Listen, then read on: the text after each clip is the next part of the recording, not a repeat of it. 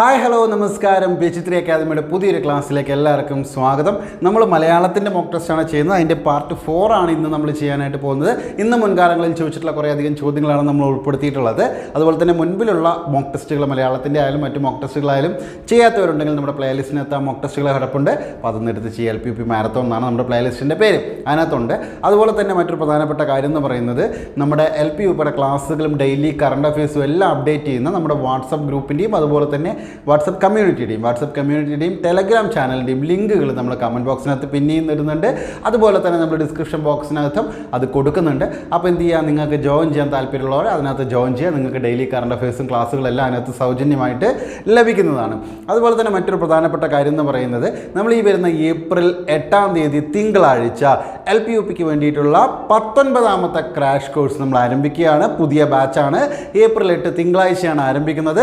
അപ്പോൾ ആ ബാച്ചിൽ ജോയിൻ ചെയ്യാൻ താല്പര്യമുള്ളവരുണ്ടെങ്കിൽ അല്ലെങ്കിൽ ആ ബാച്ചിനെ കുറിച്ച് കൂടുതൽ അറിയാൻ താല്പര്യമുള്ളവരുണ്ടെങ്കിൽ ചൂടെ കാണുന്ന 9747886626 എന്ന് പറയുന്ന PH3 അക്കാദമിയുടെ ഒഫീഷ്യൽ നമ്പറിലേക്ക് കോൺടാക്ട് ചെയ്യാവുന്നതാണ്. നമ്മുടെ മോക്ക് ടെസ്റ്റിലേക്ക് കിടക്കാം. അതിന് മുമ്പ് ഒരു ചെറിയ കാര്യം, എപ്പോഴും പറയുന്ന പോലെ നമ്മുടെ ചാനൽ ഇതുവരെ സബ്സ്ക്രൈബ് ചെയ്തിട്ടില്ലെങ്കിൽ ഒന്ന് സബ്സ്ക്രൈബ് ചെയ്തോളൂ. അതുപോലെ തന്നെ ഈ ക്ലാസ്, ഈ ഒരു മോക്ക് ടെസ്റ്റിൻ്റെ സീരീസ് ഇഷ്ടപ്പെടുന്നുണ്ടെങ്കിൽ ഈ ക്ലാസ്സിന് താഴെ കാണുന്ന ഒരു ലൈക്ക് ബട്ടൺ ഒന്ന് ലൈക്ക് ചെയ്തോളൂ. നിങ്ങളുടെ സുഹൃത്തുക്കളിലേക്കും ഈ വീഡിയോ ഒന്ന് ഷെയർ ചെയ്ത് കൊടുക്കൂ.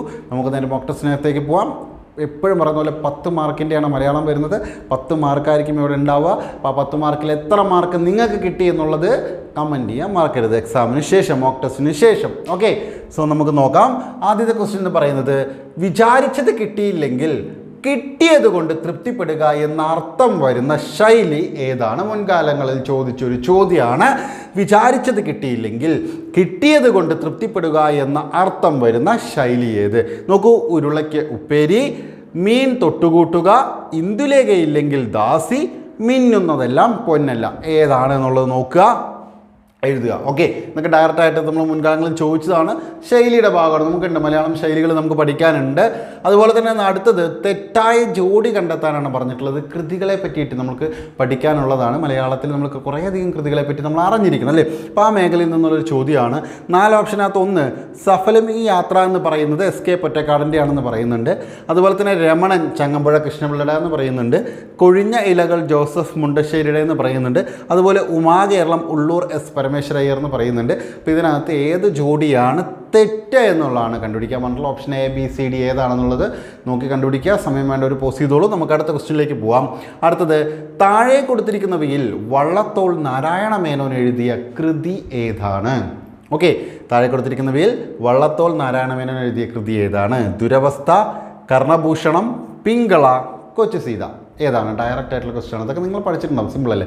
നമ്മുടെ പാഠപുസ്തകത്തിലൊക്കെ ഉണ്ട് ഇതൊക്കെ. ഓക്കെ, അടുത്തത് കാളിദാസൻ്റെ വിക്രമോർവശീയം ഏതു സാഹിത്യ വിഭാഗത്തിൽ പെടുന്നു? കാളിദാസൻ്റെ വിക്രമോർവശീയം ഏതു സാഹിത്യ വിഭാഗത്തിൽ പെടുന്നു എന്നുള്ളതാണ് ക്വസ്റ്റ്യൻ. മഹാകാവ്യമാണോ, സന്ദേശകാവ്യമാണോ, നാടകമാണോ, ചമ്പുവാണോ? ഏതിലാണ് പെടുക എന്നുള്ളതാണ് ചോദിച്ചിട്ടുള്ളത്. ഓക്കെ, അപ്പോൾ അത് ഏതാണെന്നുള്ളത് എഴുതിക്കോളൂ. അടുത്തത് 5ാമത്തെ ക്വസ്റ്റ്യൻ. ബാലാമണി അമ്മയുടെ ലോകാന്തരങ്ങളിൽ എന്ന് പറയുന്ന കൃതി ആരുടെ നിര്യാണത്തെ ആസ്പദമാക്കിയിട്ടാണ് ബാലാമണി അമ്മ എഴുതിയിട്ടുള്ളത്? ക്വസ്റ്റ്യൻ മനസ്സിലായല്ലോ. അതായത് ബാലാമണി അമ്മയുടെ ലോകാന്തരങ്ങളിൽ എന്ന് പറയുന്ന കൃതി ആരുടെ നിര്യാണത്തെ ആസ്പദമാക്കി രചിച്ചതാണ് എന്നുള്ളതാണ് ക്വസ്റ്റ്യൻ. കുമാരനാശാൻ്റെ ആണോ, വള്ളത്തോളിൻ്റെ ആണോ, നാലപ്പാട്ട് നാരായണ മേനോൻ്റെ ആണോ, കേരളവർമ്മ വലിയ കോഴിത്തമ്പുരാൻ്റെ ആണോ? ആരുടെ നിര്യാണത്തെ തുടർന്നാണ് ബാലാമണി അമ്മ ലോകാന്തരങ്ങളിൽ എന്ന് പറയുന്ന ഒരു കൃതി രചിച്ചിട്ടുള്ളത്? ഓക്കെ, 5 എണ്ണം. 6ാമത്തെ ക്വസ്റ്റ്യൻ. ബേർഡ്സ് ഐ വ്യൂ ഒരുപാട് തവണ ചോദിച്ചൊരു ചോദ്യമാണ്. നമ്മുടെ PSCക്കകത്ത് പല പരീക്ഷകൾ, LPUPയുടെ പരീക്ഷയല്ല മറ്റു പല പരീക്ഷകളിലും പലതവണ ചോദിച്ചൊരു ചോദ്യമാണ്. ബേർഡ്സ് ഐ വ്യൂ എന്ന ശൈലിയുടെ ഉചിതമായ തർജ്ജമ. നമുക്ക് തർജ്ജമ പഠിക്കാനുണ്ട്, തർജ്ജമ വരും. ഓക്കെ, ഇപ്പോൾ ബേർഡ്സ് ഐ വ്യൂ എന്ന ശൈലിയുടെ ഉചിതമായ തർജ്ജമ ഏതാണ്? നോക്കുക, പക്ഷിയുടെ നോട്ടം, വിശാലമായ കാഴ്ചപ്പാട്, വിഹക വീക്ഷണം, പാർശ്വവീക്ഷണം. ഏതാണ്? നോക്കുക. ഓക്കെ, അടുത്തത് 7.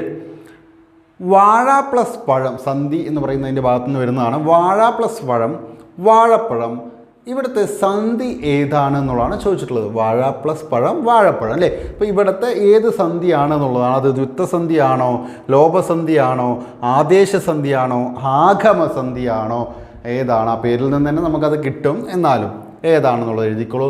അടുത്ത 8ാമത്തേത്, KP രാമനുണ്ണിക്ക് വയലാർ അവാർഡ് നേടിക്കൊടുത്ത കൃതി ഏതാണ്? ചൂടെ കൊടുത്തിട്ടുള്ള ഈ കൃതികളിൽ ഏത് കൃതിക്കാണ് KP രാമനുണ്ണിക്ക് വയലാർ അവാർഡ് ലഭിച്ചിട്ടുള്ളത്? നോക്കുക, ജീവിതത്തിൻ്റെ പുസ്തകം, പുരുഷ വിലാപം, സൂഫി പറഞ്ഞ കഥ, ചരമവാർഷികം, ഇവയിൽ ഏതാണ് എന്നുള്ളതാണ്. ഓക്കെ, അടുത്തത് 9ാമത്തെ ക്വസ്റ്റ്യൻ, അതിജാതൻ എന്ന പദത്തിൻ്റെ അർത്ഥം എന്താണ്? അതിജാതൻ എന്ന് വെച്ചാൽ ഇന്ന് ആ ഒരു പദത്തിൻ്റെ അർത്ഥം എന്താണ്? ഓപ്ഷൻ നോക്കിക്കോളൂ. അധികമായി ജയങ്ങൾ നേടുന്നവനെയാണോ അതിജാതൻ എന്ന് പറയുന്നത്? അതല്ലെങ്കിൽ ആദ്യം ജനിക്കുന്നവൻ അവനെയാണോ അതിജാതൻ എന്ന് പറയുന്നത്? അതുമല്ലെങ്കിൽ മാതാപിതാക്കന്മാരെ അതിശയിക്കുന്ന ഗുണമുള്ളവൻ അവനെയാണോ അതിജാതൻ എന്ന് പറയുന്നത്? അതുമല്ലെങ്കിൽ ചീത്ത പുത്രനെയാണോ അതിജാതൻ എന്ന് പറയുന്നത്? ആരെയാണ് ഈ അതിജാതൻ അല്ലെങ്കിൽ അതിജാതൻ എന്ന പദം കൊണ്ട് അർത്ഥമാക്കുന്നത് എന്താണ്? ഓക്കെ, അടുത്ത അവസാനത്തെ ക്വസ്റ്റ്യൻ, 10ാമത്തെ ക്വസ്റ്റ്യൻ നോക്കൂ. ഒറ്റക്കണ്ണൻ പോക്കർ ഏതു കൃതിയിലെ കഥാപാത്രമാണ്? ഒറ്റക്കണ്ണൻ പോക്കർ ഏതു കൃതിയിലെ കഥാപാത്രമാണ്? മുച്ചീട്ട് കളിക്കാരൻ്റെ മകൾ, ബാല്യകാലസഖി, പാത്തുമ്മയുടെ ആട്, എൻ്റെ ഉപ്പാപ്പാക്കൊരാനുണ്ടായിരുന്നു. ഇതിലേതാണ്? ഓക്കെ, അപ്പോൾ 10 ചോദ്യങ്ങൾ നമ്മളിവിടെ നോക്കി. 10 നിങ്ങൾ എത്രണ്ണം ശരിയാക്കി, എത്രണ്ണം തെറ്റിച്ചു എന്നൊക്കെ നിങ്ങൾ കമൻറ്റ് ചെയ്യണം. നമ്മളിതിൻ്റെ ആൻസറിലേക്ക് പോവാം. കൂടുതൽ സമയമൊന്നും നമുക്ക് വേണ്ട, ആൻസർ പെട്ടെന്ന് പറഞ്ഞു പോവാം. ഓക്കെ, നോക്കുക, വിചാരിച്ചത് കിട്ടിയില്ലെങ്കിൽ കിട്ടിയത് കൊണ്ട് തൃപ്തിപ്പെടുക എന്ന അർത്ഥം വരുന്ന ശൈലി ഇവയിൽ ഏതാണ്? നോക്കുക, ഏറ്റവും കൂടുതൽ ആപ്റ്റായിട്ടുള്ളത് ഇന്ദുലേഖയില്ലെങ്കിൽ ദാസി എന്ന് പറയുന്നതാണ്. മുൻകാലങ്ങളിൽ ചോദിച്ചൊരു ചോദ്യമാണ്. ഇവിടെ നമുക്ക് ആൻസറായിട്ട് വന്നിട്ടുള്ളതും അത് തന്നെയാണ്. ഇന്ദുലേഖയില്ലെങ്കിൽ ദാസി. 1ാമത്തേൻ്റെ ഉത്തരം ഓപ്ഷൻ സി. 2, തെറ്റായ ജോഡി കണ്ടുപിടിക്കാനാണ് പറഞ്ഞിട്ടുള്ളത്. നോക്കൂ, ഇവിടെ നിങ്ങൾക്കറിയാം ചങ്ങമ്പുഴയുടെ രമണൻ എന്ന് നിങ്ങൾ പഠിച്ചിട്ടുണ്ടാവും അല്ലേ? തെറ്റായതാണ്. നമുക്ക് ഇതിനകത്ത് ശരി ആദ്യം കണ്ടെത്തി നോക്കൂ. രമണൻ അല്ലേ, രമണൻ ചങ്ങമ്പുഴയാണെന്നറിയാം. ചങ്ങമ്പുഴയുടെ രമണൻ പഠിച്ചിട്ടുണ്ടാവും അല്ലേ? ഇനി കൊഴിഞ്ഞ ഇലകൾ ജോസഫ് മുണ്ടശ്ശേരി അല്ലേ? കൊഴിഞ്ഞിലകൾ ജോസഫ് മുണ്ടശ്ശേരിയുടെ തന്നെയാണ്. നോക്കൂ, ഉമാകേരളം ഉള്ളൂരിൻ്റെ ആണെന്ന് അറിയാം. അതാർക്കും അറിയാത്ത. ഇത് 3 ശരിയാണ്. അപ്പം നമുക്ക് മനസ്സിലായി തെറ്റ് ഓപ്ഷൻ എ ആണ്. സഫലമീ യാത്ര SK പൊറ്റക്കാടിൻ്റെ അല്ല അല്ലേ? നിങ്ങളൊന്ന് മനസ്സിലാക്കണം, സഫലമീ യാത്ര എന്ന് പറയുന്നത് ഒരു കാർഡ് എഴുതിയത് തന്നെയാണ്. അത് SK പൊറ്റക്കാടല്ല, NN കക്കാടാണ്. അത് പഠിച്ചു വെച്ചോളൂ. ഏതാണ് സഫലമീ യാത്ര എഴുതിയത്? ആരാണ് അത്? NN കക്കാട്. ഓക്കെ, NN കക്കാടാണ്. NN കക്കാട്. ഓക്കെ, അപ്പോൾ NN കക്കാട്. ഓക്കെ, NN കക്കാടാണ്. അത് പഠിച്ചു വെച്ചോളൂ. ഇത് SK പൊറ്റക്കാടല്ല. അപ്പോൾ നിങ്ങൾക്ക് സഫലമീ യാത്ര NN കക്കാട്. അപ്പോൾ ഇതാണ് ഇവിടുത്തെ ശരിയായിട്ട് വരുന്നത്. തെറ്റായ ജോഡി കണ്ടെത്താനാണ് പറഞ്ഞിട്ടുള്ളത്. ഓപ്ഷൻ എ ആണ്. കാരണം SK പൊറ്റക്കാടല്ല, അത് NN കക്കാടാണ്. അപ്പോൾ ആ ഒരു ചോദ്യത്തിന് ഉത്തരം കിട്ടിയെന്ന് വിചാരിക്കുന്നു. അപ്പോൾ 2ാമത്തേൻ്റെ ഉത്തരം എ ആണ്. ഓക്കെ, അടുത്തത്. അപ്പോൾ 3ാമത്തെ ചോദ്യം, താഴെ കൊടുത്തിരിക്കുന്നവയിൽ വള്ളത്തോൾ നാരായണ മേനോൻ എഴുതിയ കൃതി ഏത് എന്നുള്ളതാണ്. നമ്മൾ ഓപ്ഷനിലേക്ക് പോകുമ്പോൾ ദുരവസ്ഥ ആരുടെയാണ്? അത് കുമാരനാശാൻ്റെ ആണ് അല്ലേ? ഓക്കെ, അത് കുമാരനാശാൻ്റെയാണ്. അടുത്ത് നോക്കൂ, കർണഭൂഷണം ആരുടെയാണ്? അത് ഉള്ളൂരിൻ്റെയാണ്. ഓക്കെ, അത് നമുക്കറിയാം. അതുപോലെ തന്നെ പിങ്കളയും ആരുടെ തന്നെയാണ്? ഉള്ളൂരിൻ്റെ തന്നെയാണ്. അപ്പോൾ പിന്നെ നമുക്ക് ഡയറക്റ്റ് കിട്ടിയതാണ് ഓപ്ഷൻ ഡി, കൊച്ചു സീത ആരുടെയാണ്? വള്ളത്തോൾ നാരായണ മേനോൻ്റെയാണ്. ബാക്കിയും കൂടെ പഠിച്ചു വെച്ചോളൂ. ദുരവസ്ഥ കുമാരനാശാൻ, കർണഭൂഷണം പിങ്കള, ഉള്ളൂർ എസ് പരമേശ്വരയ്യരെ. ഓപ്ഷൻ ഡി കൊച്ചു സീതയാണ്, വള്ളത്തോൾ നാരായണ മേനോൻ. അപ്പോൾ ഈ കൃതികളൊക്കെ ഇവിടെ തന്നെ പഠിച്ചു പോകുന്നതായിരിക്കും കുറച്ചുകൂടി നല്ലത് കേട്ടോ. ഇനി കാളിദാസൻ്റെ വിക്രമോർവശീയം ഏത് സാഹിത്യ വിഭാഗത്തിൽ പെടുന്നു എന്ന് ചോദിച്ചാൽ അത് നാടകമാണ്. ഓപ്ഷൻ സി, നാടകത്തിൽ പെടുന്നു എന്ന് പറയാം.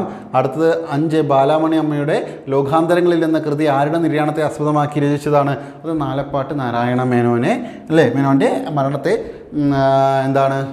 നിര്യാണത്തിൽ ആസ്പദമാക്കിയിട്ടാണ് അത് എഴുതിയിട്ടുള്ളത്. ഓക്കെ, അടുത്തത് 6, ബേർഡ്സ് ഐ വ്യൂവിൽ എന്താണ്? വിഹഗ വീക്ഷണം, ബേർഡ്സ് ഐ വ്യൂ, വിഹഗ വീക്ഷണം സി. ഓക്കെ, വിഹഗ വീക്ഷണം, ബേർഡ്സ് ഐ വ്യൂ. അടുത്തത് 7ാമത്തെ, വാഴ പ്ലസ് പഴം, വാഴപ്പഴം കണ്ടോ? വാഴ അതുപോലെ തന്നെ ഉണ്ട്. പഴമാണെന്നത് പാ ഇരട്ടിച്ചു അല്ലേ? അതായത് പാ ഇരട്ടിക്കുകയാണ് ചെയ്തിട്ടുള്ളത് അല്ലേ? അപ്പോൾ ഇവിടെ എന്താണ്? ദ്വിത്വസന്ധിയാണ് അല്ലേ? സന്ധികളെ പറ്റി നിങ്ങൾക്കറിയാം അല്ലേ? ആഗമിക്കുന്ന ആഗമസന്ധി നിങ്ങൾ പഠിച്ചിട്ടുണ്ടാകും. ഓക്കെ, അടുത്ത് 8, KP രാമനുണ്ണിക്ക് വയലാർ അവാർഡ് നേടിക്കൊടുത്ത കൃതി ഏതാണ്? അത് ജീവിതത്തിൻ്റെ പുസ്തകം. ഓപ്ഷൻ എ ആണ് 8ാമത്തെ ക്വസ്റ്റ്യൻ്റെ ആൻസർ. അടുത്തത് 9ാമത്തേത് അതിജാതൻ എന്ന പദത്തിൻ്റെ അർത്ഥം എന്താണ്? മാതാപിതാക്കന്മാരെ അതിശയിക്കുന്ന ഗുണമുള്ളവൻ എന്ന അർത്ഥമാണ് അതിന് വരുന്നത്, ഏറ്റവും ആപ്റ്റായിട്ട് വരുന്നത് അതാണ്. ഓപ്ഷൻ സി ആണ് ഉത്തരം. അടുത്ത 10 ഒറ്റക്കണ്ണൻ പോക്കർ ഏതു കൃതിയിലെ കഥാപാത്രമാണ്? ഏതാണ്? മുച്ചീട്ട് കളിക്കാരൻ്റെ മകൾ, ഓപ്ഷൻ എ. അപ്പോൾ 10 ചോദ്യങ്ങൾ നമ്മളിവിടെ നോക്കി, 10 ഉത്തരവും നമ്മൾ ഡിസ്കസ് ചെയ്തു. അപ്പോൾ ഇതിനകത്ത് നിങ്ങൾക്ക് എത്ര മാർക്ക് കിട്ടിയെന്നുള്ളത് മറക്കാതെ കമൻറ്റ് ചെയ്യുക, കറക്റ്റായിട്ട് കമൻറ്റ് ചെയ്യുക. ഏത് തെറ്റിച്ചു എന്നുള്ളതിനെ പറ്റിയിട്ടും തെറ്റാനുള്ള കാരണവും ഒന്ന് കമൻറ്റ് ചെയ്തോളൂ. ഓക്കെ. അപ്പോൾ അതുപോലെ തന്നെ നമ്മൾ മുന്നേ പറഞ്ഞ പോലെ തന്നെ നമ്മുടെ വാട്സപ്പ് ഗ്രൂപ്പിൻ്റെയും അതുപോലെ തന്നെ ടെലഗ്രാമിൻ്റെയും ലിങ്കുകൾ നമ്മൾ ചൂടെ കൊടുക്കാം. അതിനകത്ത് നിങ്ങൾ ജോയിൻ ചെയ്യുക. നമ്മൾ ഡെയിലി കറണ്ട് അഫയേഴ്സ് ഒക്കെ അതിനകത്ത് അപ്ഡേറ്റ് ചെയ്യുന്നുണ്ട്. ഒപ്പം നിങ്ങൾക്ക് പുതിയ ബാച്ചിൽ ജോയിൻ ചെയ്യാൻ താല്പര്യമുള്ളവരാണെന്നുണ്ടെങ്കിൽ ആ ബാച്ചിനെ കുറിച്ചുള്ള ഡീറ്റെയിൽസ് അറിയണമെങ്കിലും നമ്മൾ ചൂടെ കാണുന്ന നമ്പർ അല്ലെങ്കിൽ സ്ക്രീനിൽ കാണുന്ന 9747886626 എന്ന് പറയുന്ന നമ്പറിൽ വിളിക്കാവുന്നതാണ്. എന്തായാലും അടുത്തൊരു ക്ലാസ്സായിട്ട് നമുക്ക് അടുത്ത ഒരു മോക്ക് ടെസ്റ്റായിട്ട് കാണാം. Thank you.